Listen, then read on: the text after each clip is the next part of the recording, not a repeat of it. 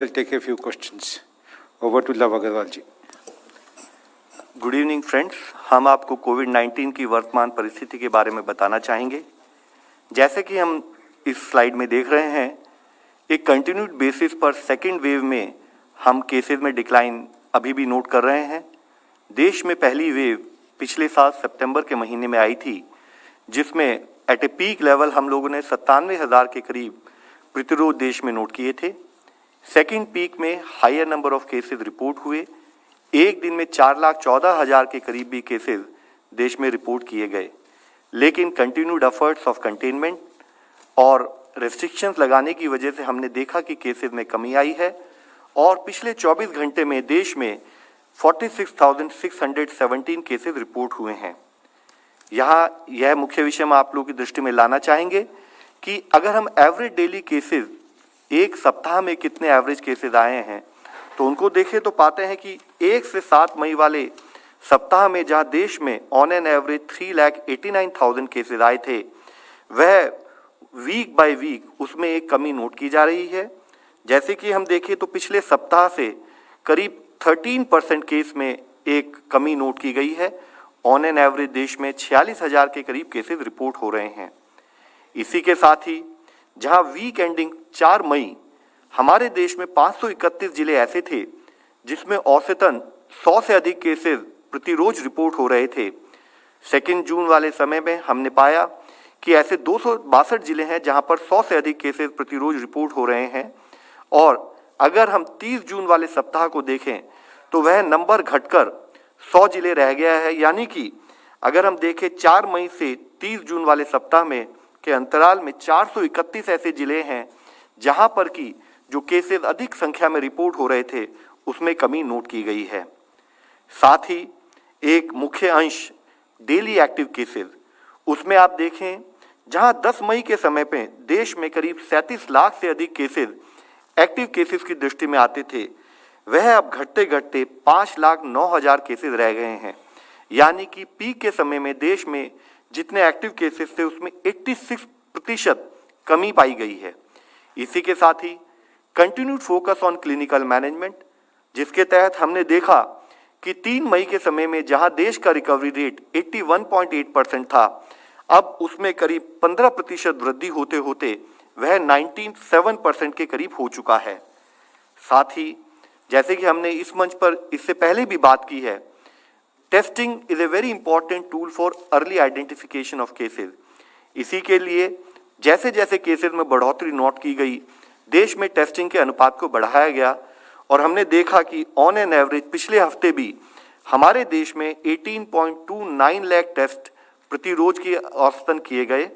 और एक स्थाई पर जहां हम देश में केस पॉजिटिविटी ओवरऑल करीब 3.1% ऑन एन एवरेज नोट कर रहे हैं, फ्रॉम ए पीक ऑफ 21.6%, हमारा टेस्टिंग पर अभी भी उतना ही ध्यान बना हुआ है। लेकिन इस विषय में जहां इतनी सारी पॉजिटिव न्यूज़ हमारे सामने है, इन टर्म्स ऑफ की डेली केसेस का reduction, in terms of active cases में कमी, रिकवरी रेट में वृद्धि, फिर भी देश के कुछ ऐसे एरियाज हैं जहां पर अभी केस पॉजिटिविटी 10% से ज़्यादा है। अगर हम पिछले हफ्ते का डेटा देखें, जिसमें मुख्यतः 71 जिले देश में ऐसे हैं और जहां पर 10% से ज़्यादा है, जिसमें आंध्र प्रदेश के 9 जिले, अरुणाचल में 13 जिले, मणिपुर में 7, मेघालय में 8, राजस्थान में 10 जिले और अन्य स्टेट में 1, 2 या 3 ऐसे जिले हैं जहां पर भी अभी इन्फेक्शन का स्प्रेड अधिक दिखता है। हम आपसे मुख्यतः यह हाईलाइट करना चाहते हैं, जैसे कि केसेस में कमी नोट की जा रही है, हमें यह समझना जरूरी है कि अभी भी हम सेकेंड वेव से जूझ रहे हैं और इसलिए जरूरी है कि जिन एरियो में अधिक केसेस पाए जाएं वहां पर हमारा कंटेनमेंट पर उसी तरह से एफर्ट चलता रहे। वैक्सीन के बारे में हम आप लोगों को बताना चाहेंगे कि आज देश ने 34 करोड़ का आंकड़ा भी overall in terms of doses पूरा कर लिया है, जिसमें हेल्थ केयर वर्कर को अगर हम देखें तो 1.74 करोड़ डोजेस, फ्रंटलाइन वर्कर को 2.71 करोड़ डोजेस, पीपल जिनकी आयु 45 वर्ष से अधिक है उनमें 19.91 करोड़ डोजेस और 18 से 44 वर्ष की संख्या में जो लोग हमारे देश में हैं उनको कवर करते हुए 9.65 करोड़ डोजेस अब तक दी जा चुकी हैं। इसी के साथ ही हम आप लोगों की दृष्टि में लाना चाहेंगे कि पब्लिक डोमेन में जो ट्रांसपेरेंट डेटा अवेलेबल है, अगर उसको आप एनालाइज करें तो दुनिया में सबसे अधिक डोजेज एडमिनिस्ट्रेट करने में भारत में 34 करोड़ से अधिक डोजेज अब तक हम दे चुके हैं। दूसरे स्थान पर अगर आप देखें तो 32 32.8 करोड़ डोजेज अमेरिका में दी गई हैं। उससे कम अगर देखें तो यूके में 7.79 करोड़ दी गई हैं।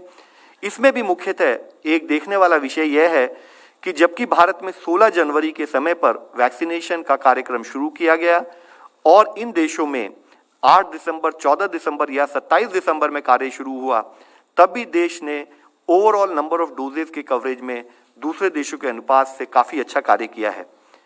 एक स्थाई पर पूरा एफर्ट बना हुआ है कि जितना प्रोडक्शन हो वह देश में अवेलेबल किया जाए।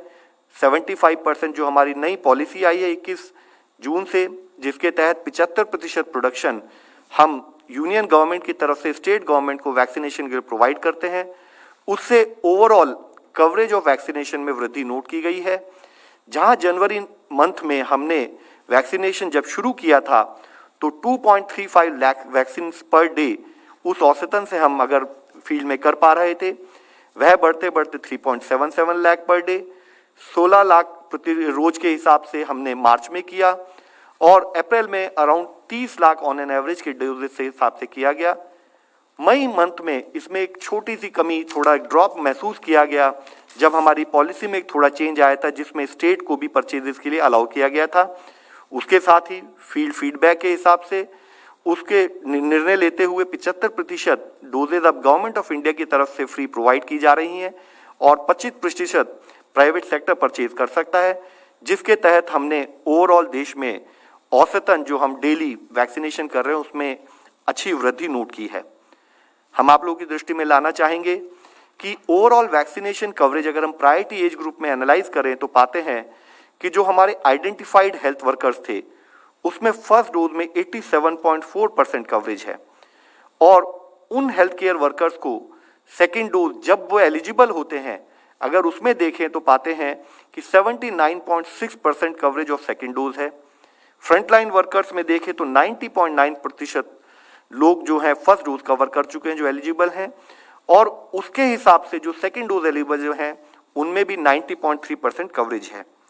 45 प्लस एज ग्रुप में 45.4% फर्स्ट डोज और उसमें से जो लोग एलिजिबल हुए उसका 59.4% कवरेज सेकेंड डोज के द्वारा किया जा चुका है। इसी के साथ ही 15.8% 18 टू 44 एज ग्रुप में अब तक हम फर्स्ट डोज दे चुके हैं। हम आप लोगों की दृष्टि में लाना चाहेंगे, इससे पहले भी हमने बात की है, वैक्सीनेशन का कार्यक्रम एक बहुत मेजर और एक जिसे कहते हैं कि जिसमें सुदृढ़ तरीके से करने वाला एक कार्यक्रम है।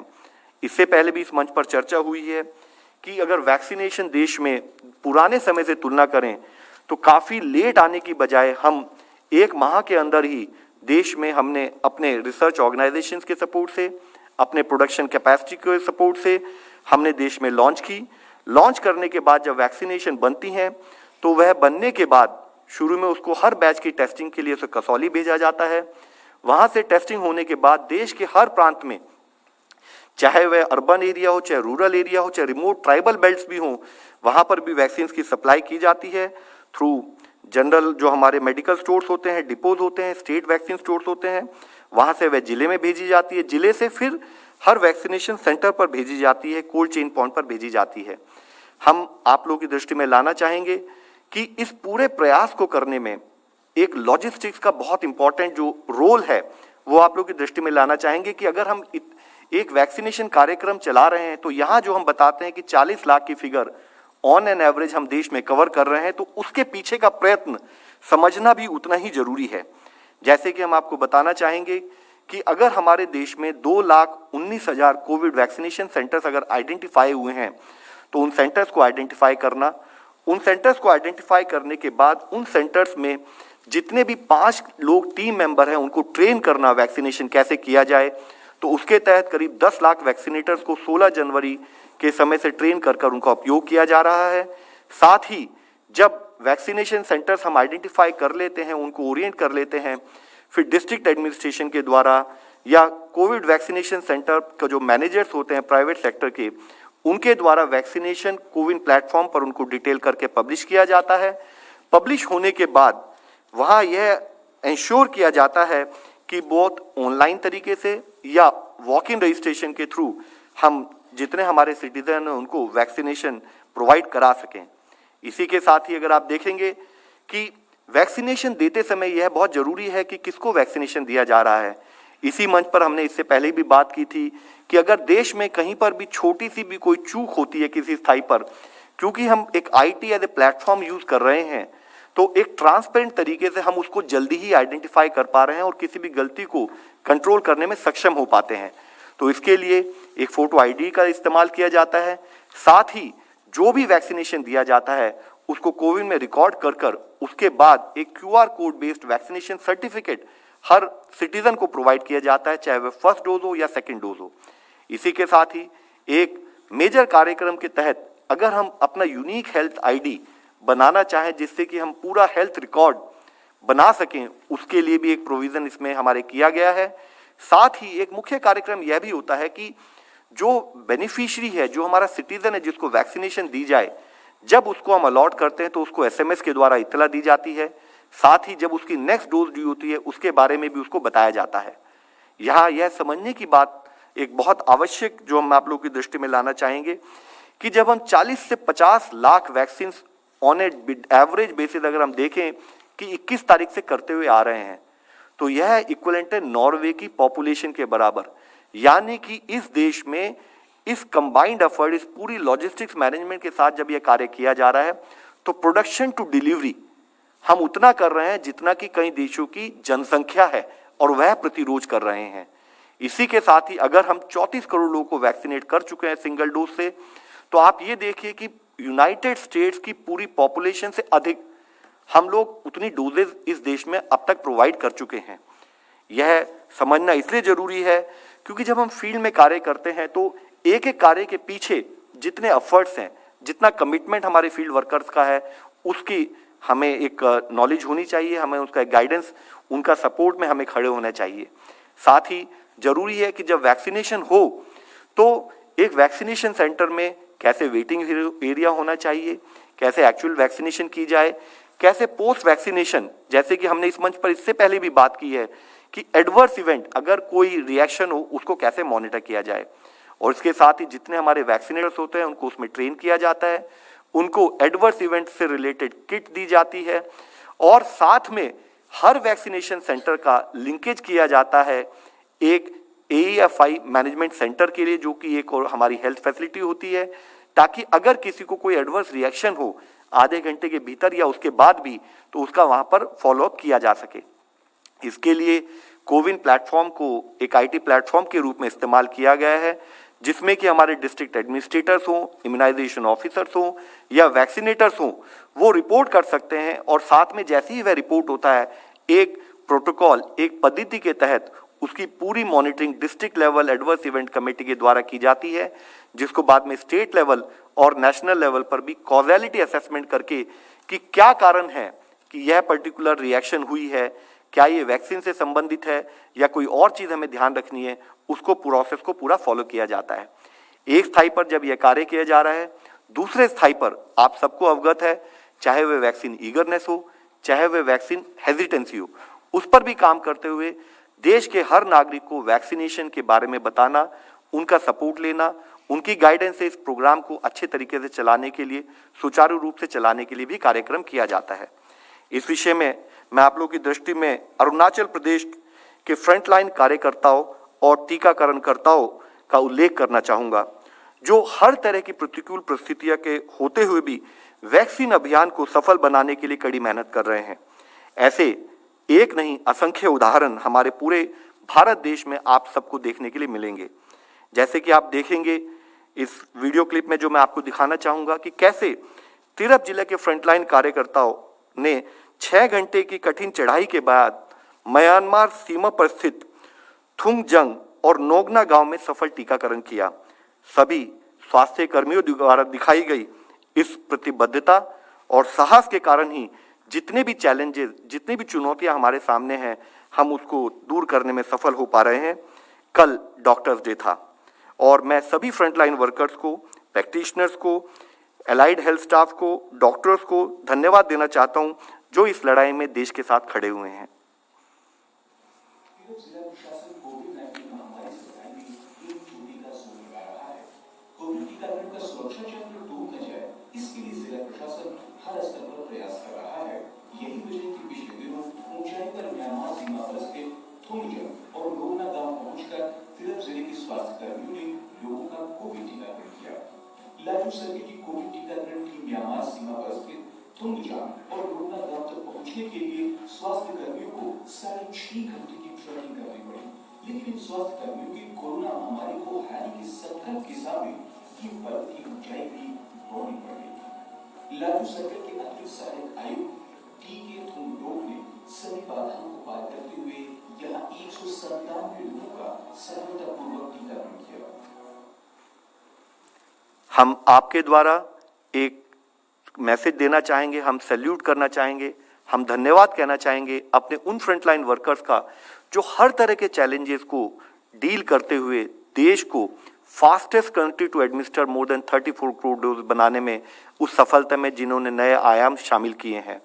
इसी के साथ ही मैं आप लोगों से फिर से विनती करना चाहूँगा कि सेकेंड वेव अभी खत्म नहीं हुई है। केसेस में बहुत अच्छी कमी आई है, लेकिन अभी भी कुछ ऐसे एरियाज हैं जहाँ पर केसेस अधिक नंबर से आ रहे हैं, जिसके संबंधित हमने स्टेट को गाइडलाइंस जारी की हैं यूनियन गवर्नमेंट की तरफ से, मिनिस्ट्री ऑफ होम की तरफ से, जहां मुख्यतः आपके द्वारा हम सबको सूचित करना चाहेंगे।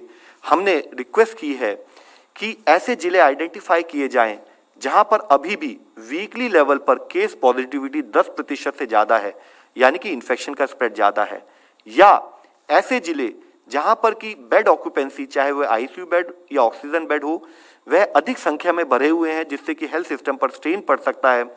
तो जहां पर भी 60% से ज़्यादा अगर बेड ऑक्यूपाइड हैं, तो उन जिले में हमने स्टेट्स को और जिलों को रिक्वेस्ट की है कि वहां पर हाईएस्ट लेवल ऑफ रिस्ट्रिक्शंस लगाई जाएं, ताकि चेन ऑफ ट्रांसमिशन को तोड़ने में हम सफल हो सकें। इससे संबंधित उन सबसे यह भी विनती की गई है कि जहां पर भी रिस्ट्रिक्शन लगाएं तो रिस्ट्रिक्शंस का पूरा इम्पैक्ट आए, तो उसके लिए जरूरी है कि 14 दिन तक रिस्ट्रिक्शंस को इम्पोज किया जाए।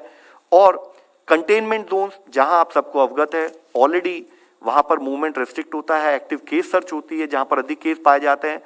उसके अलावा जो जिले के बाकी पोर्शन है, उन डिफाइंड रिस्ट्रिक्शंस को या रिलैक्सेशंस को एक पद्धति से, एक तरीके से डिक्लेयर करके वहां पर किया जाए, ताकि उसके बेसिस पर हम चेन ऑफ ट्रांसमिशन को रोक सकें। हमने स्टेट से यह भी रिक्वेस्ट की है कि ऐसे जिले जहां पर कि या तो केस पॉजिटिविटी ज़्यादा है या 60% से अधिक बेड ऑक्यूपाइड है, वहां पर स्टेट स्थाई से एक सीनियर ऑफिसर को वहां पर उसको नॉमिनेट किया जाए, जो डिस्ट्रिक्ट एडमिनिस्ट्रेशन के साथ कार्य करते हुए दोनों स्थाई पर, यानी कि कंटेनमेंट हो या हेल्थ इंफ्रास्ट्रक्चर अपग्रेडेशन हो, उस पर कार्य करें। वह माइक्रो क्लस्टर्स, माइक्रो एनालिसिस करें जहां पर अधिक केसेस आ रहे हैं, ताकि वहां पर कंटेनमेंट का रिक्वायर्ड एक्शन लिया जा सके। जरूरी है कि जो हमारी कंटिन्यूड बेसिस पर 5 फोल्ड अप्रोच है, test, track, treat, vaccinate and most important of that COVID related behaviour, COVID safe behaviour, यानी कि 2 गज की दूरी, मास्क और हैंड हाइजीन, उस पर हमारा ध्यान बना रहे। उसके लिए हम कम्युनिटी का सपोर्ट लेते रहें। आज हम आपके द्वारा फिर सबसे विनती करना चाहेंगे, देश में अब जब रिलैक्सेशंस लाई जा रही हैं, जब केसेस में कमी आ रही है, तो जरूरी है कि हमारे सपोर्ट से संबंधित, चाहे वह वैक्सीनेशन हो, चाहे यूज ऑफ मास्क हो, उसको हम पूरे तरीके से इस्तेमाल करें, एक नए नॉर्मल के रूप में अपने जीवन में लाएं। जब हम मास्क का इस्तेमाल भी करें तो जरूरी है, क्योंकि इन्फेक्शियस डिजीज में खाली सिंबॉलिक वे में मास्क पहनने से मास्क का पर्पस सर्व नहीं होगा जो उससे हम लेना चाहते हैं। तो जरूरी है मास्क हमारे मुंह को, हमारी नाक को, हमारे चिन को प्रॉपर तरीके से कवर करे। और जैसे पिक्टोरियली हमने आप सबसे रिक्वेस्ट की है कि इसको गया नीचे लटकाना या साइड में एक साइड से लटका देना या नाक को खुली रखना, उसके द्वारा जो हम मास्क पहनते हैं तो वह एक झूठी तसल्ली ही होगा, उससे हमें रिक्वायर्ड सपोर्ट नहीं मिलेगा। तो जो भी हम कार्य करें उसको प्रॉपर प्रोसेस फॉलो करते हुए करें, हम आपके द्वारा फिर सबसे विनती करना चाहेंगे। धन्यवाद। डॉक्टर पॉल जी। धन्यवाद। हमने देखा है कि वैक्सीन को दूर दराज के क्षेत्रों में अंडरसर्व्ड एरियाज़ में, रूरल एरियाज़ में पहुंचाने के लिए किस प्रकार हमारे स्वास्थ्यकर्मी जुटे हुए हैं। उसी भावना से जैसे कि पोलियो की लड़ाई में ये ऐसे बहुत सारे उदाहरण हमारे सामने आए थे और लेजेंडरी एक्सपीरियंस रहा है देश का, तो उस डायमेंशन में ये कार्यक्रम अब पहुंच चुका है। और जो इसमें बढ़ोतरी हो रही है, जैसे आपने देखा कि जून के महीने में 40 लाख पर डे की एवरेज हुई है, और जो खास एक्सेलरेशन हुआ है वो 21 जून के बाद हुआ है। उसी पीरियड को लेते हैं तो ये उसके भी ज़्यादा है, 50 लाख से क्लियरली अबव है। तो उसमें एनर्जी आई है हमारे वैक्सीनेशन प्रोग्राम में, और ये आगे भी बढ़ेगा। आज एक बार फिर हम जताना चाहेंगे कि जैसे आपने कहा है कि second wave is not over, second wave is not over, और आपको दर्शाया गया कि कहाँ पे समस्या वाले डिस्ट्रिक्ट्स हैं, कौन से प्रदेशों में समस्या अभी भी चली हुई है। और आपको विदित होगा कि भारत सरकार की टीम्स जो हैं वो कई प्रदेशों में, राज्यों में भेजी गई हैं। छत्तीसगढ़ में, केरल में, उड़ीसा में, मणिपुर में, त्रिपुरा में और अरुणाचल में। ये दर्शाता है कि जो पेंडेमिक की ये लार्ज पॉकेट्स हैं, आउटब्रेक की पॉकेट्स हैं, वहाँ पे अब हमें उसको, इस महामारी को वहीं ही काबू करना है, उसको वहीं से लोकलाइज करके, वहीं श्रिंक करा के बचाना है, चेन्स ऑफ ट्रांसमिशंस को रोकना है, और उससे होने वाले नुकसान जैसे कि क्लिनिकल केसेस होंगे, बीमार होंगे, उसको हमें रोकना है। और वो करते करते हमें इंश्योर करना है कि हम किसी भी ऐसी जगह में इस तरह की सिमरिंग पैंडेमिक ना रहे, क्योंकि we are not safe till the entire nation is safe. ये हमने पहले भी देखा है। ये संक्रमण किसी भी पॉकेट से, किसी भी रीजन से, किसी भी राज्य से, ज़िले से दूसरे को जाएगा, तीसरे से तीसरे को जाएगा, आवागमन होता है। So we are not safe till the entire nation is safe. और उसी को देखते हुए एफर्ट्स में तेज़ी लाने की और मदद करने की दृष्टि से इन प्रदेशों में भारत सरकार की टीम्स गई हैं। मैं ये भी दूसरा पॉइंट याद दिलाना चाहूँगा कि लोअरिंग द गार्ड नहीं हो सकता। वायरस अपनी तबीयत से, तरबियत से अपना रूप बदल के अपने तरीके से दोबारा फिर सामने आता है।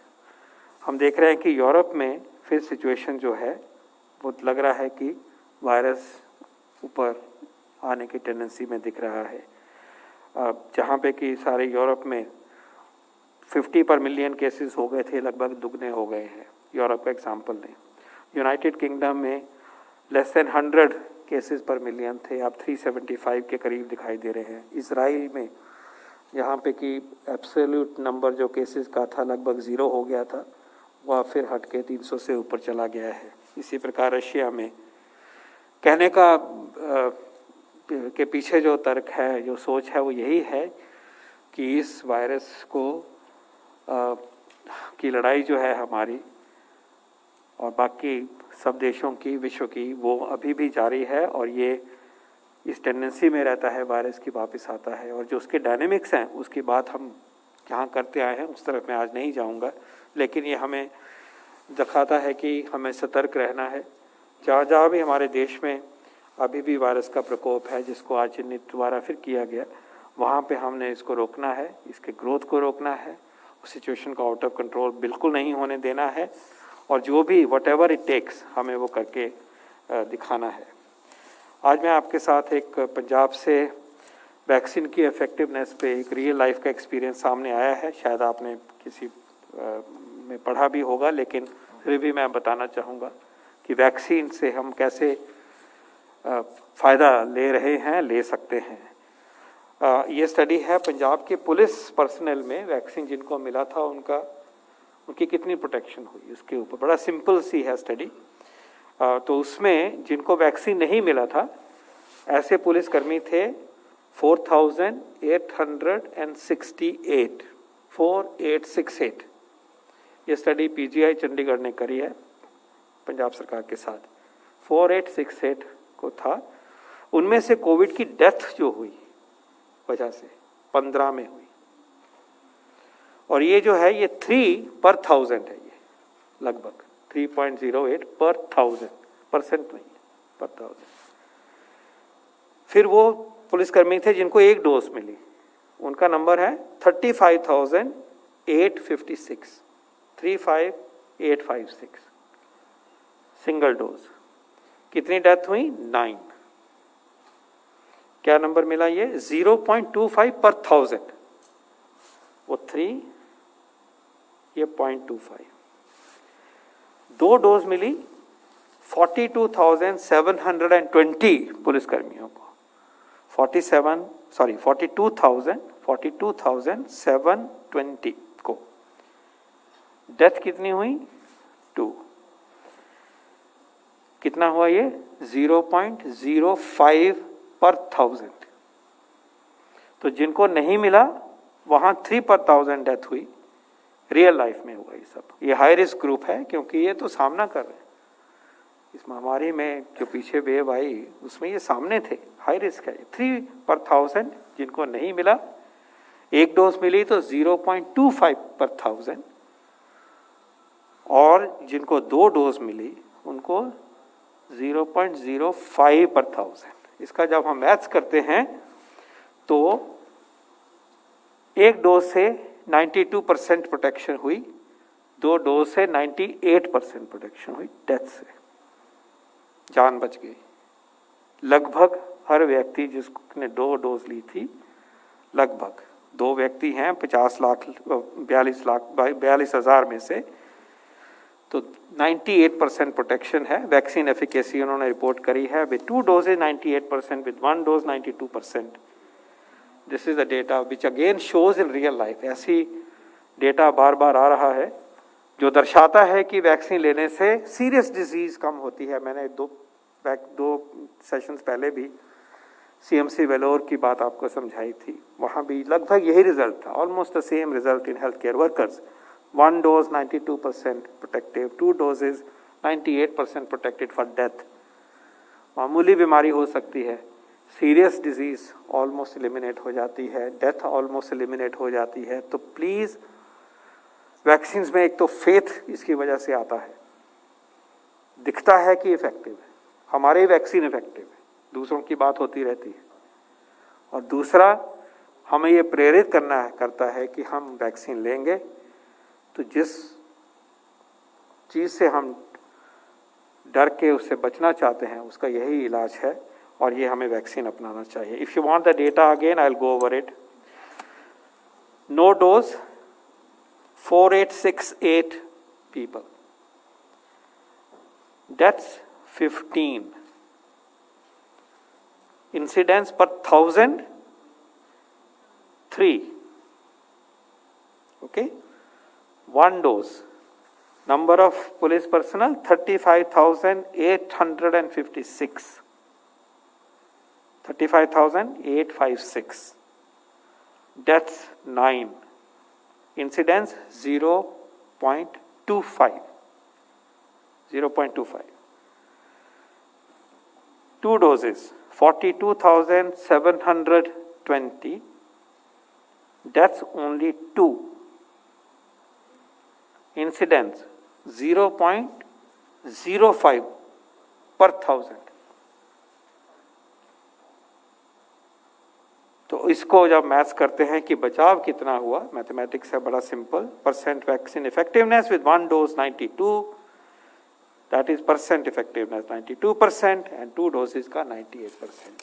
तो मुझे 98% for 2 doses protection, single dose 92%। Infection का डेटा नहीं है इसमें, उन्होंने नहीं देखा, ये आसान डेटा है, जल्दी कलेक्ट होता है, ये ऑफिशियल मैंने उनसे चेक किया है और उन्होंने सरकार के सामने भी इसको प्रस्तुत किया है। So it shows the faith that we must impose in our vaccines highly effective 2 great vaccines that we have. इसलिए चौकसी की बात रैप अप करता हूँ, चौकसी की बात रहनी चाहिए।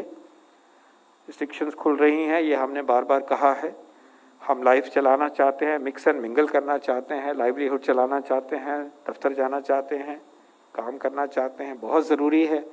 बहुत बड़ा प्राइस पे करना पड़ता है इसका, और जो भी कम संपन्न है उनको और भी ज़्यादा प्राइस पे करना पड़ता है। लेकिन साथ साथ डिसिप्लिन रहे, कड़ाई भी रहे, दवाई भी रहे, दृढ़ता भी रहे, निश्चय भी रहे, यही हमारे लिए वे फॉरवर्ड है। और जैसा आज हम देख रहे हैं कि जिन एरियाज़ में, जिन पॉकेट्स में, जिन जिलों में, जिन राज्यों में अभी भी इस वायरस का प्रभाव है, उसकी तरफ भारत सरकार की पूरी नज़र है। सिस्टम भी मोबिलाइज किया जा रहा है। सेंट्रल टीम भेजना तो एक एस्पेक्ट है, उसके अलावा जो एक्शन है, multifarious, multipronged action, advice, guidance, surveillance, वो सब काम भी हो रहा है। तो इसी बात को रखते हुए और साथ में ये याद दिलाते हुए कि कुछ देशों में जिसमें की सिचुएशन ठीक लग रही थी, यूरोपियन कॉन्टिनेंट में और यूके में, वहाँ भी सिचुएशन पर्टर्ब हो रही है। ये दिखाता है कि हमें सतर्क रहना है। We will not and we should not lower the guard. We must by time to vaccinate a significant proportion of our people, which means a few more months, and that is our goal. No third wave. Third wave आना नहीं आना हमारे हाथ में है। हमारे तैयारी रहेगी थर्ड वेव की, बहुत ज़्यादा तैयारी रहेगी। रूरल एरियाज में बच्चों के लिए facilities, beds, ICUs, ventilators, oxygen, दवाइयाँ, कंटेनमेंट की स्ट्रैटेजी, वो सब तैयारी रहेगी, testing. But at the same time अगर हम डिसिप्लिन हैं, दृढ़ निश्चय रखते हैं, तो ये वेव नहीं आएगी और नहीं आनी चाहिए। देश का निश्चय और देश का संकल्प ये होना चाहिए कि हम किसी भी नई आउटब्रेक को आने नहीं देंगे, और ये संभव है, साइंटिफिकली संभव है और एक्सपीरियंस से भी संभव है। यही हमारा निश्चय होना चाहिए। बहुत बहुत धन्यवाद। Thank you, sir. We'll now take a few questions. Okay, 50.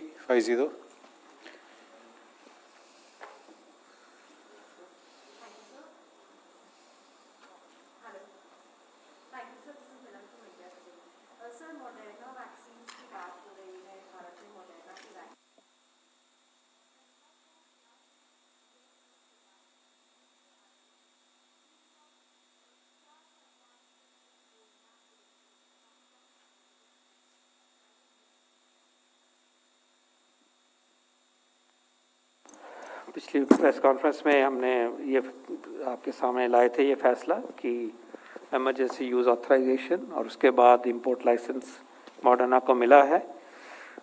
इसके ऊपर जिस तरह से ये वैक्सीन देश में आएगा, ये सब कार्रवाई और ये सब डिस्कशंस अभी चले हुए हैं। थोड़ा सा इंतज़ार करिए, आपके सामने जिस स्वरूप में ये वैक्सीन उपलब्ध होगा वो आपके सामने आएगा। Give us some more time please. 19. Sir, इसी मंथ से आपने कहा था कि अगस्त से दिसंबर के बीच में 216 करोड़ वैक्सीन डोजेज उपलब्ध होंगी। सुप्रीम कोर्ट में आप कहते हैं कि 135 करोड़ डोजेज होंगी। 12 करोड़ डोजेज जून में आनी थी, उतनी आई नहीं, तो ये क्या कंफ्यूजन है सर? आंकड़े क्या है सर? आंकड़े बताइएगा सर। जिस तरह से वक्तव्य दिए गए हैं उसको पूर्ण रूप से आप समझ के उस कॉन्टेक्स्ट को समझिए।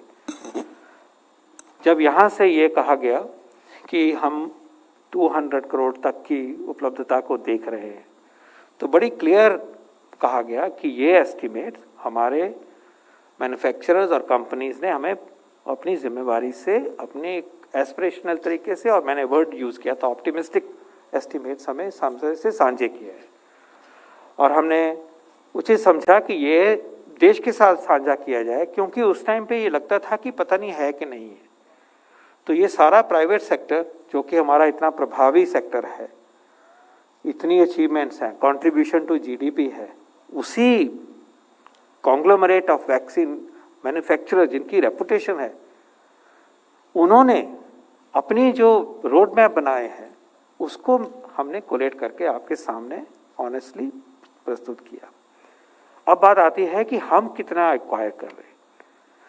तो जो बाकी जिस प्रकार से रिपोर्टिंग की गई और इस मंच से भी वही नंबर हमने आपके सामने रखे कि भारत सरकार ऑर्डर्स कितने प्लेस कर रही है और किस तरफ वो नंबर जो हैं वो उस तरफ बढ़ रहे हैं कि कोशिश करी जाए कि भारत की सारे व्यक्तियों को दो डोज लगे तो लगभग क्या नंबर आता है। तो इसी मंच से राजेश जी ने भी कहा, लव ने भी कहा कि हमने इतने ऑर्डर किए गए हैं, हमारे विजिबिलिटी है, हमारे 2 मेन मैन्युफैक्चरर्स की जो विजिबिलिटी है वो 90 करोड़ की बिल्कुल दिखाई दे रही है हमें इस स्टेज पे। उनकी उससे ज़्यादा भी प्रोड्यूस, जब हमने पहले कहा तो वो उससे ज़्यादा प्रोड्यूस करने की क्षमता रखते हैं। 90 की विजिबिलिटी है, 90 को लेकर प्लानिंग हो रही है और आज है वो विजिबिलिटी, आगे बढ़ेगा। उसके बाद हमने कहा कि बायोई के 30 करोड़ डोजेस हैं, हमें इतनी फेथ है उसमें कि हमने एडवांस ऑर्डर दिया उनको। फिर इसी प्रकार से आगे बात हुई, जाइडस की बात हुई, तो आप देख रहे हैं कि जाइडस चला हुआ है ट्रैक पे, कुछ पॉजिटिव अचीवमेंट्स भी हो जाती हैं। उन्होंने जो अपना रोड मैप देखा, आप जान रहे हैं कि उन्होंने अपनी एप्लीकेशन डाली है, तो क्यों नहीं ये भारत सोचेगा कि भाई यहाँ से भी हमें 1 करोड़ पर मंथ आएगी। और हम आपसे उसी ऑनेस्टली आपसे साझा कर रहे हैं। आज ही उन्होंने भी स्टेटमेंट दी कि दिसंबर और अगस्त और दिसंबर में 50 मिलियन डोसेस बनाएंगे। एक सेकंड, मैं पूरा कर रहा हूँ। तो जब हम आपके साथ आते हैं, एक डायनेमिक सिचुएशन को कॉन्टेक्स्ट में लाके आपके सामने प्रस्तुत करते हैं। पहला नंबर एस्पिरेशनल है। जब हम आपके साथ प्लानिंग करते हैं तो उनमें से जो वैक्सीन डेवलप होके टुवर्ड द लेटर पार्ट आएंगे, नवंबर में आएंगे या अक्टूबर में, उनको तो काउंट भी नहीं किया हुआ है। तो वो एस्टिमेट अपनी जगह पे है। जो प्लानिंग करी जा रही है 180 करोड़ को लाने के लिए 50 के करीब हो चुके होंगे, 135 की बात करी गई है। मैं आज नंबर वो मेरे सामने नहीं है, लेकिन यहाँ से आपके सामने दिखाया गया, वो अपनी जगह पे हैं। तो दोनों को प्लीज़ कॉन्टेक्स्ट में लीजिए और यही कह सकते हैं कि भारत सरकार ने जो इतनी देर से कोशिश चली हुई है, उसमें आप हर बारी आप देख रहे हैं थोड़े थोड़े अरसे के बाद में कोई पॉजिटिव अच्छी न्यूज़ आती है। जैसे कि अब जाइडस की न्यूज़ है, पिछली बारी मॉडर्ना की न्यूज़ आई थी, इसी प्रकार से वो स्पुतनिक लाइट का उन्होंने फॉलो अपनी सबमिशन करी हैं। तो ये डेवलपमेंट्स डायनेमिक तरीके से हो रही हैं। बायोई ने आगे बढ़ा है, तो हमें उम्मीद है कि आगे से आगे चलते चलते सीन और लिबरल होगा। लेकिन अगर हम मेन सप्लायर्स पे भी डिपेंड करें अपने आप को, तो भी हमें सिचुएशन जो लगती है कि सेटिस्फैक्ट्री है। Okay, 100. सिचुएशन डायनेमिक है। कहीं पे जैसे एक पर्टिकुलर कंपनी ने काम बढ़ाया था, कोई सेटबैक हुआ, फिर वापस आए, रेजिलियंस है, दिखाते हैं। तो ये जर्नी हम इकट्ठे होके सब ले रहे हैं, ये हम सबकी जर्नी है। सर, मैं विजयलक्ष्मी हूँ इंडिया टीवी से। सर, आपने वैक्सीनेशन को लेकर के तमाम डेटा हमें दिखाया कि कैसे दुनिया के बाकी मुल्कों से हमारा वैक्सीनेशन अच्छा है, लेकिन देश की बात करें तो तमाम राज्य हैं, महाराष्ट्र है, दिल्ली है, जो लगातार कह रहे हैं कि वैक्सीनेशन, उनके पास वैक्सीन की कमी है। वैक्सीनेशन सेंटर्स पर हम देख रहे हैं कि काफ़ी ओहापोह की स्थिति कई बार नज़र में आती है। तो क्या आप हमें डेटा बता पाएंगे कि कौन से राज्य को जो है कितना वैक्सीन सप्लाई किया गया है, और अगर सप्लाई आपकी तरफ से जैसे आप दावे करें कि कोई कमी नहीं है, तो फिर राज्यों की तरफ से बार बार इस तरह की शिकायतें क्यों आती हैं? कोई ma'am, data let me respond. हम कोई दावे नहीं कर रहे हैं। हाँ ma'am, sir can I respond please? या तो देखिए, यहाँ पर इस मंच पर आकर हम आपसे कुछ इन्फॉर्मेशन साझा कर रहे हैं। वह इन्फॉर्मेशन इसलिए साझा कर रहे हैं क्योंकि देश को पता होना चाहिए कि देश में किस टाइप के एफर्ट्स किए जा रहे हैं, ताकि हम देश को बचाने में सक्षम, और जो भी कार्य हम कर रहे हैं वह कार्य स्टेट के साथ मिलकर, डिस्ट्रिक्ट एडमिनिस्ट्रेशन और स्टेट के साथ मिलकर करने वाली, साझा करने वाली लड़ाई है। जहाँ तक आपने यह इशू बताया है कि किसी स्टेट से अगर कोई स्टेटमेंट आता है तो आप उसको दूसरे ढंग से भी एग्जामिन कीजिए। हर स्थाई पर एक आतुरता, एक उत्सुकता है कि हम और वैक्सीन लें ताकि हम अधिक से अधिक लोगों को वैक्सीनेशन कर सकें, which is actually very positive way of looking at things. लेकिन जो आपको और हमें समझने की जरूरत है, वह जरूरत यह है कि देश में किस टाइप के एफर्ट किए गए। अगर आप देखें, आज जो मैं आपको दर्शाना भी चाह रहा था, जो मैं आप लोगों की नॉलेज में मतलब अपनी तरफ से सबमिट करना चाह रहा था, वह पॉइंट ये था कि इस पूरे कार्यक्रम को कैसे बढ़ाया गया। जहां एक स्थाई पर अगर किसी वैक्सीन मैन्युफैक्चरर की प्रोडक्शन कैपेबिलिटी 2 करोड़ डोजेस करीब पर माह होती थी या 50 लाख डोजेस पर माह होती थी, कैसे कंटिन्यूड बेसिस पर उनको हैंड होल्ड किया गया, उनके साथ रेगुलर इंटरेक्शन किए गए, और आज हम उस सिचुएशन में आ रहे हैं। चाहे आप सुप्रीम कोर्ट एफिडेविट से संबंधित बात करें, चाहे इस मंच पर हमारे द्वारा बताई गई कि हमने जब वैक्सीन मैन्युफैक्चरर के साथ डिस्कशन किया तो हम कितना प्रोडक्शन उनसे एक्सपेक्ट कर सकते हैं, उस बारे में बात करें तो हमने हर स्थाई पर यह इंफॉर्मेशन आपसे कलेक्टिवली इसलिए साझा की ताकि पता लगे कि इन एफर्ट्स का जो रिजल्ट हम लोगों के सामने आ रहा है। इसमें आपको सबसे पहले समझने की जरूरत यह है कि कई बार अगर हम अपने मीडिया फ्रेंड्स के बारे में डिस्कशन भी करते हैं तो आप देखते हैं कि आज इतनी वैक्सीन डोजेस दी गई, कल कम हो गई, फिर उसके बाद फिर ये है कि गवर्नमेंट ने कहा कि और ज्यादा बढ़ गई, क्या हुआ, एक सेंटर क्यों बंद हो गया। तो उसको दो परिप्रेक्ष्य में समझने की जरूरत है। हम एक मैराथन लड़ रहे हैं, हम 100 मीटर की रेस नहीं कर रहे हैं। तो ये जरूरी है कि हम सब समझे कि हम अगर डे टू डे की बेसिस पर आप एनालिसिस करेंगे तो शायद आप उस परिप्रेक्ष्य को उस संसर्ग में उस स्थाई पर पुटअप नहीं कर पाएंगे जिससे बिगर पिक्चर हम समझ पाए। आप देखिए कहां हम 2.25 लाख के करीब वैक्सीन डोजेस प्रति रोज दे पा रहे थे और आज अगर हम देखें कि 21 तारीख से करीब 40-45 लाख 50 लाख डोजेस प्रति रोज हम दे पा रहे हैं, तो कहीं तो एफर्ट्स हुए हैं। दूसरी चीज जो हमें समझने की जरूरत है कि जो कई बार एक इंडिविजुअल सेंटर से न्यूज आती है तो हम एक प्रोसेस को collectively let us come to that common clarity कि क्या होता है कि गवर्नमेंट ऑफ इंडिया मैन्युफैक्चरर के साथ कोऑर्डिनेट करती है, उनको गाइड करती है, उनको एस्कॉर्ट करती है, उनके प्रोडक्शन बढ़ाने में उनको सपोर्ट प्रोवाइड कर रही है। जब प्रोडक्शन आता है तो पूरे प्रोसेस के through 75% of the doses which get produced in the country they are made available free to the state। और अब एक सेकंड लेवल ऑफ प्लानिंग की जरूरत होती है। वह सेकंड लेवल ऑफ प्लानिंग है वैक्सीनेशन कितनी दी जा सकती है, उतनी ही दी जा सकती है जितनी डोजेस बनी। I'm sure collectively all come to that common clarity कि जब हम एफर्ट्स कर रहे हैं कि प्रोडक्शन बढ़े तो जो प्रोडक्शन है उसका बढ़े हुए प्रोडक्शन को फील्ड में भेजा गया। स्टेट्स के साथ हम रेगुलर कोऑर्डिनेट करते हैं, हम उनको बताते हैं कि आपके पास इतना बेस्ड ऑन द प्रोडक्शन इतनी अवेलेबिलिटी नेक्स्ट 15 दिन में होगी। साथ ही एक बहुत डिटेल्ड एक्सरसाइज की जाती है स्टेट के साथ कोऑर्डिनेट करते हुए कि जैसे जैसे प्रोडक्शन हो रहा है आपको 2 तारीख को कितनी वैक्सीन मिलेंगी, आपको 3 तारीख को कितनी वैक्सीन पहुंचेंगी, 4 को कितनी वैक्सीन पहुंचेंगी, ऐसे कर कर नेक्स्ट 15 दिन तक का डेली शेड्यूल भी बताया जाता है। फिर हम स्टेट के साथ डिस्कस करके ये प्लान करते हैं कि हम उनसे रिक्वेस्ट करते हैं कि अवेलेबिलिटी के बेसिस पर आप वैक्सीनेशन सेंटर्स का प्लान करें। अब यह नेचुरल है कि अगर हमने स्टेट को वैक्सीन दी तो अगर किसी जगह पर जल्दी उस दिन पर ज्यादा वैक्सीन लगा दी गई और हो सकता है कि अगले दिन टू दैट एक्सटेंट स्टेट में वैक्सीनेशन जो होगा कम होगा। तो ये एक प्लानिंग, ये एक लॉजिस्टिक मैनेजमेंट की एक्सरसाइज है जो स्टेट से रेगुलर बेसिस पे की जाती है। आप सबसे मेरी विनती यही है कि जो इस परिप्रेक्ष्य को हमें ये समझना है कि देश में कंटिन्यूड एफर्ट्स करते हुए प्रोडक्शन को बढ़ाया जा रहा है। साथ ही 75% vaccine doses government of India की तरफ से फ्री स्टेट को सप्लाई की जा रही हैं। पूरी मेहनत लॉजिस्टिक एक्सरसाइज की जाती है। सप्लाई करने के बाद स्टेट के साथ डेली बेसिस पर फॉलो किया जाता है। उनके वैक्सीनेशन प्रोग्राम को और सुदृढ़ बनाए कैसे जाए उसके बारे में डिस्कशन होता है, उसके बारे में हम लोग चर्चा करते हैं। और हमारा पूरा एफर्ट्स है कि vaccination as a strategy, as a supporting tool for management of Covid, हम उसको हर तरीके से करने में सफल हो सकें।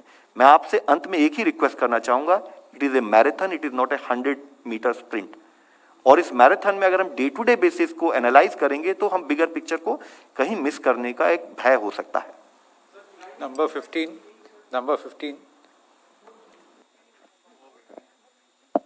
सर, नितिन और डीडी न्यूज से जैसा कि आपने बताया कि वैक्सीनेशन बड़ा फुल प्रूफ है कि आप आधार कार्ड से और किसी तरीके से करते हैं तो मिसयूज नहीं होता। मेरे पास एक अभी जस्ट आया थोड़ी देर पहले, ताराचंद 1954 डेट ऑफ बर्थ है, इन्होंने वैक्सीन ले लिया है किसी और के आधार कार्ड मोबाइल नंबर से। ये लड़की का नंबर है, 22 साल उम्र है, उनका फर्स्ट डोज सोमवार का डेट था, आज वैक्सीन लग गया है।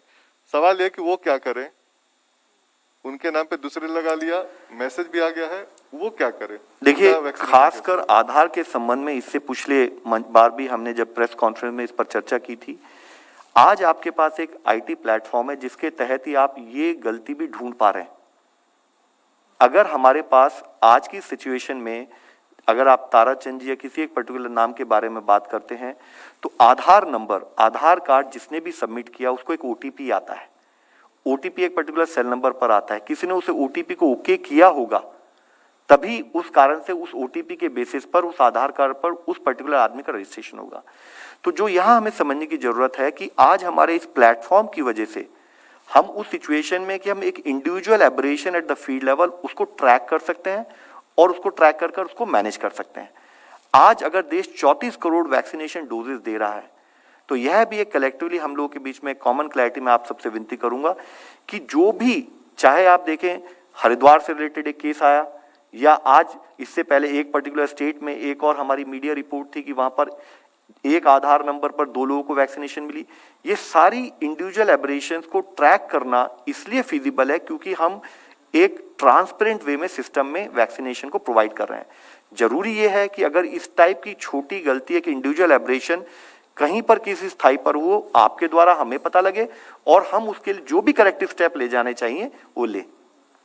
नंबर 25। सर मेरा क्वेश्चन डॉक्टर पॉल से है। सर ये जॉनसन एंड जॉनसन की जो वैक्सीन है, सिंगल डोज वैक्सीन, इनकी एक लेटेस्ट स्टडी हुई है और जिसमें यह आया सामने कि it is very much effective against Delta variant as well. इसका भी क्या सर स्टेटस है इंडिया में, क्योंकि एक स्टेटमेंट ऑफिशियली भी आई थी परसों उनकी और कहना है कि गवर्नमेंट के साथ टच में है। दूसरा मेरा question sir delta plus variant को लेकर है कि अभी करंटली कितने केसेस हैं इंडिया में?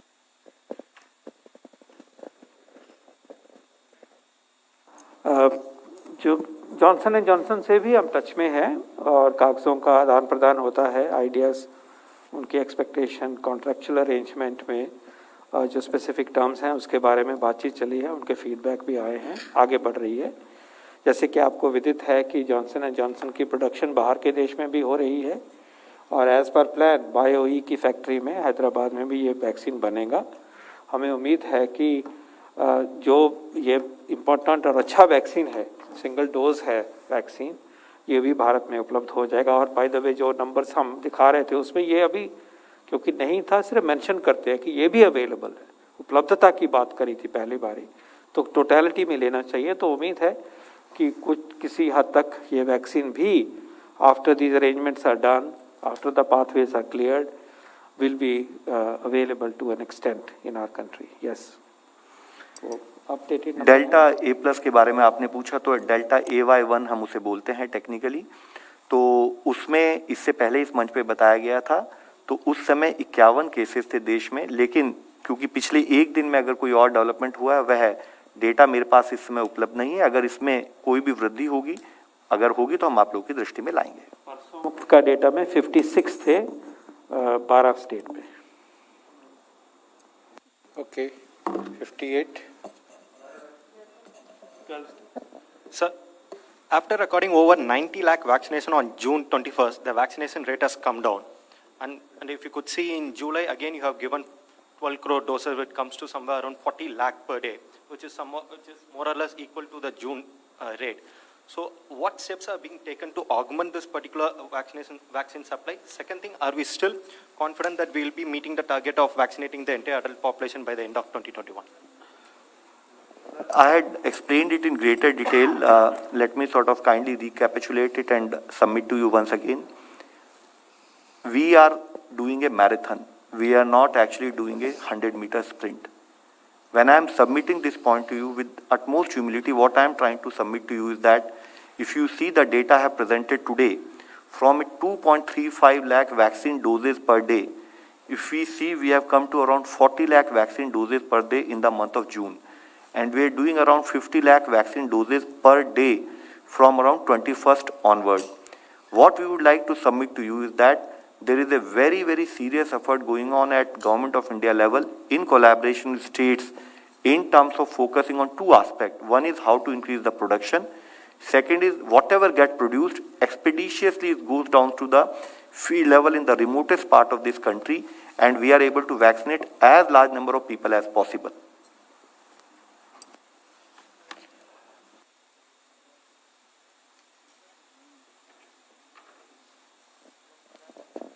नमस्कार, मैं संदीप बोल रहा हूँ वर्तमान न्यूज़पेपर से। ये जो अभी पूरा देश में जो कोरोना इन्फेक्शन का ग्राफ नीचे है, फिर भी 84 डिस्ट्रिक्ट्स है जहाँ 10% पॉजिटिविटी रेट है और आज फिर सेंटर को टीम भेजना पड़ा केरल उड़ीसा ही। तो ये अचानक क्यों हो रहा है? जगह जगह अचानक क्यों बढ़ रहा है और जगह जगह क्यों 10% से भी ज़्यादा है? इसका पीछे कारण क्या है?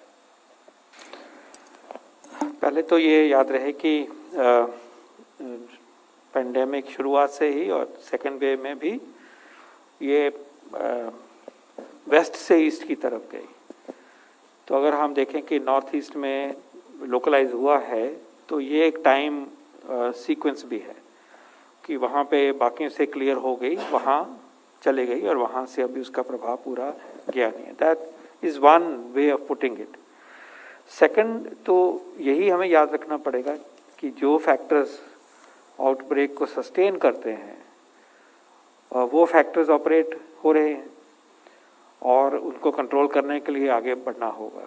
जैसे कि केरल की बात करें या महाराष्ट्र की बात करें, वैसे तो महाराष्ट्र थोड़ा स्टेबल है अब, तो ये वहाँ की जो इंटेंसिटी ऑफ पेंडेमिक है वो काफ़ी देर से चला हुआ है, पूरे अभी पूरी तरह से हटे ही नहीं। और केरल में ठीक हुआ थोड़ा सा, फिर वापस आए हैं, तो इरेडिकेट नहीं हो पाया, एक्सटिंग्विश नहीं हो पाया, तो मल्टीफेरियस है सारा कुछ ये। लेकिन जो नॉर्थ ईस्ट में गया वो थोड़ा लेट गया और अभी भी संक्रमण है और उसको काबू में लाना चाहिए। ये अनप्रेडिक्टेबल भी बात मानी जा सकती है। हर एक चीज़ को, इसको हम वायरस की एपिडेमियोलॉजी और साइंस को अनप्रेडिक्टेबल मानते हैं कि क्योंकि वायरस के बिहेवियर के अलावा peoples behaviour is can not be put in an equation. कहाँ पे क्या बिहेवियर हो रहा है, गाँव में, शहर में, परिवारों में, कम्युनिटी में, किसी स्पेसिफिक लोकेलिटी में, एरियाज में, तो मल्टीफेरियस है। इसका और कोई वजह शायद आप इंट कर रहे हैं कि कोई वायरस आ गया, ऐसा बिल्कुल नहीं है हमारे पास, कोई भी प्रमाण नहीं है, कोई भी इशू नहीं है। I think it is a matter of time. These states will also be able to control. They have already controlled it several parts, but we must continue to make effort. That is the message here. These things will happen. We have to contain them. We have to curb them. Strategies to curb remain the same, and this fight will go on.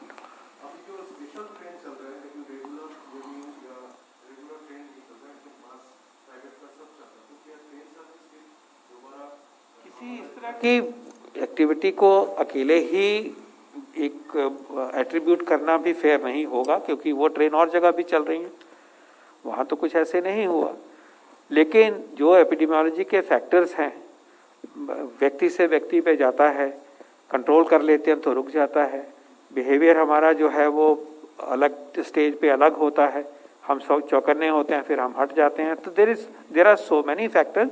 किसी एक particular factor को हम attribute करें, ये हमारे ध्यान में ऐसी बात नहीं है, और ना ही जनरलाइज करना चाहिए कि एक ट्रेन चले, बाकी जगह जब हो रहा है वहाँ तो उसका असर नहीं हुआ। तो इसको टोटलिटी में लेके, इससे जो लड़ाई करने के हमारे टूल्स हैं उनसे लड़ाई करने के लिए, और काबू में आएगा, ये क्यों नहीं आएगा। इन्हीं प्रदेशों ने काबू में करके दिखाया है।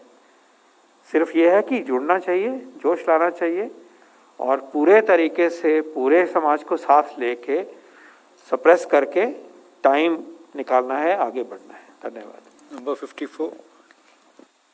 मेरा क्वेश्चन स्पेसिफिक बंगाल को लेके है। बंगाल गवर्नमेंट ने बोला है कि वैक्सीन इतना कम है, सप्लाई इतनी कम हो रही है कि वो हफ्ते में रोज वैक्सीनेशन प्रोग्राम नहीं चला सकते हैं, सिर्फ 3 दिन ही चलाएंगे। मैम, जैसे मैंने आपको इससे पहले एक्सप्लेन किया है, जितने भी देश में वैक्सीन प्रोड्यूस होती है उसका 75% जो है स्टेट्स को प्रोवाइड किया जाता है। जब स्टेट्स को वैक्सीनेशन डोजेस प्रोवाइड की जाती हैं तो स्टेट को उसके जो पैरामीटर्स हैं, स्टेट की पॉपुलेशन, स्टेट का वैक्सीन वेस्टेज, स्टेट का प्रीवियस यूजेज पैटर्न, उन सबको एनालाइज करके जब हम स्टेट को प्रोवाइड करते हैं तो हम उनको एडवांस इंटीमेशन देते हैं। 15 दिन पहले बताते हैं कि आपको किस दिन कितनी वैक्सीन डोजेज अवेलेबल होंगी। अब यह तो आप भी एग्री करेंगे कि जितनी वैक्सीन डोजेज अवेलेबल हैं उतनी ही प्रोवाइड की जा सकती हैं कलेक्टिवली अक्रॉस द कंट्री। उसके बाद जो नेक्स्ट स्टेप होता है, जैसे मैंने इससे पहले आपसे विनती की है, नेक्स्ट स्टेप होता है कि उसके बेसिस पर फील्ड लेवल लॉजिस्टिक्स प्लान किए जाएं। फील्ड लेवल लॉजिस्टिक्स प्लान में कि जो हमारी वैक्सीन अवेलेबल है कितने सेंटर हम चलाएं ताकि हमारे सेंटर सुचारू रूप से चलते रहें। अगर हमारे पास पर्टिकुलर सेंटर में वैक्सीन 2 दिन की अवेलेबल होती है तो 2 दिन बताएं और कम्युनिटी को पहले से ही इंटीमेट करें ताकि कम्युनिटी लेवल पर कोई डाउट क्रिएट ना हो। हमारे एफर्ट्स जो है कलेक्टिव एफर्ट्स वही हैं कि कैसे वैक्सीन की गति को बढ़ाया जाए, कैसे वैक्सीन के प्रोडक्शन को बढ़ाते हुए अधिक से अधिक वैक्सीनेशन देश में प्रोवाइड की जाए।